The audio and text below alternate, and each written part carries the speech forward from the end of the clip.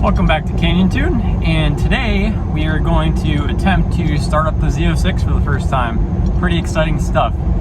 Right now I'm heading over to my buddy Tommy's house because there was a section of exhaust that I forgot to grab when we were taking off the X-pipe and headers off of his car.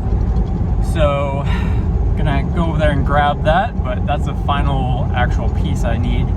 I wrapped up the steam port system from last time. It turned out pretty clean. I'll show you guys that. And then really all I need to do when I get home is throw some fluids in it and attempt to start it up. It's got some old gas in there from like about a year ago, so hopefully that's okay, but should run on it. But yeah, very exciting and nerve-wracking. The main thing with new builds is really hope there's not leaks. Leaks are a terrible thing and can put a serious damper in your plans, so hopefully there's none of that, fingers crossed. My friend Tommy has a really cool C5 Z06 race car. I'll probably end up showing you that car too, and kind of, it's a little bit of an inspiration of what I'm trying to build. Won't show the engine bay because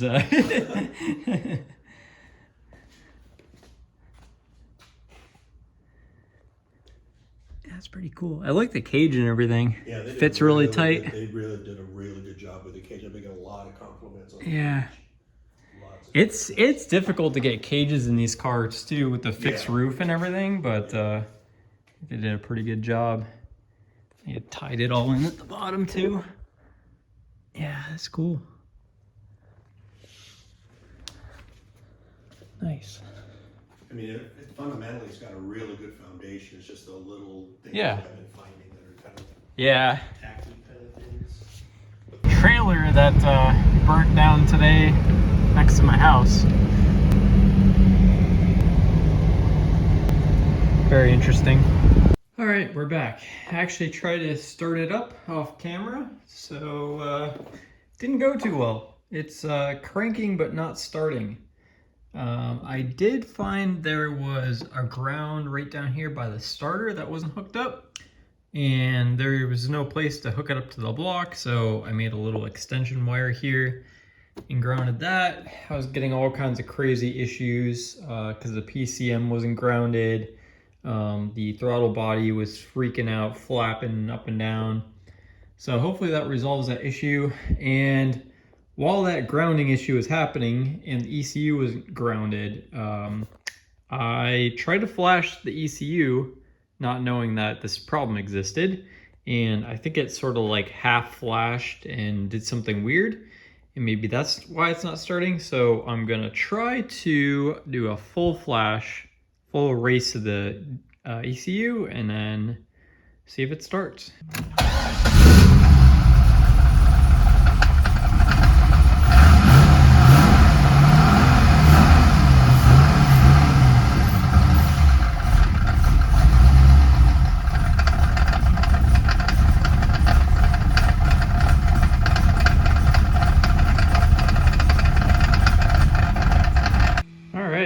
As you saw in the video, finally got this thing to start.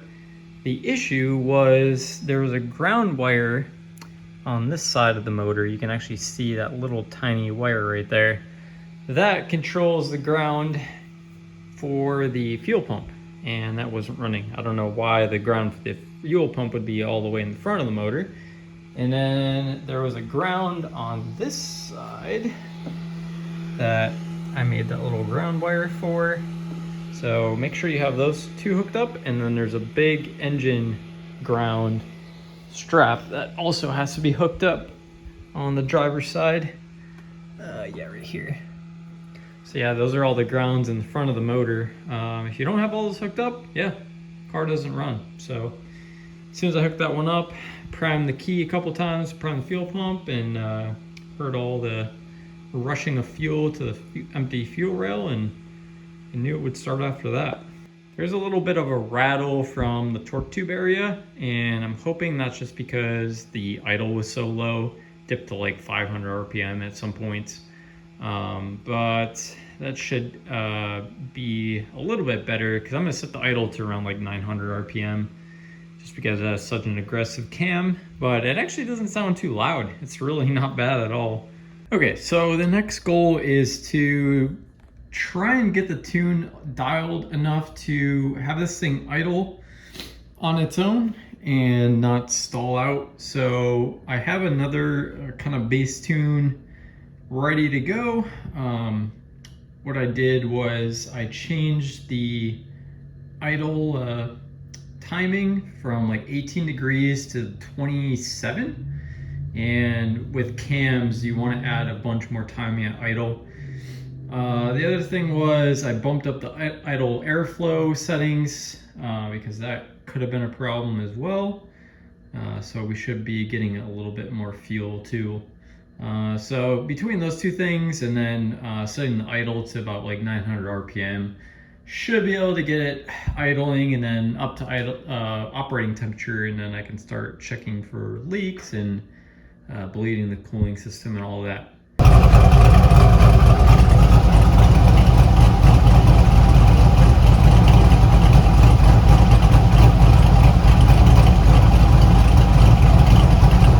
Okay, so I got the tune pretty much dialed in.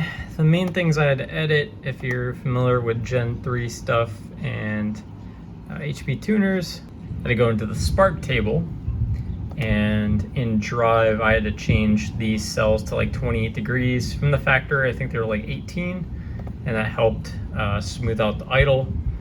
And then what else did I do here? Idle table, I put my set point for idle to 800 RPM for pretty much everything.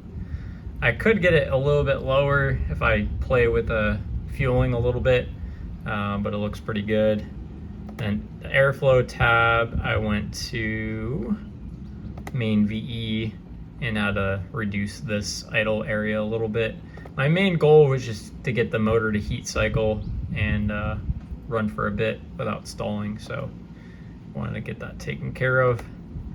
One other issue was I was running without the mass airflow sensor, even though I'm not using it, but there's an air temperature sensor built into the MAF on GM vehicles, and if you don't have that plugged in, it can't get the right air density because it calculates it by the MAP sensor and air intake temp. So it was reading like negative 38 degrees because it was unplugged. As soon as I plugged it back in, fueling was more dialed in. But yeah, pretty happy with it. I should be able to drive it actually in the next episode. I just gotta put, gotta bleed the brakes, gotta put the tie rod ends back on, and then front bumper, pretty much it. A lot of work to get to this point, but I'm pretty happy with the progress. I only got the motor back like 2 or 3 weeks ago, so to have a fully running car, pretty impressive. I worked very, very, very hard at this. If you guys can leave a like or a comment, that'd be great. It helps the YouTube algorithms. And if you want to subscribe, that'd be cool, because there's definitely going to be more content with the C5 once it's back on the road. Thanks for watching, guys.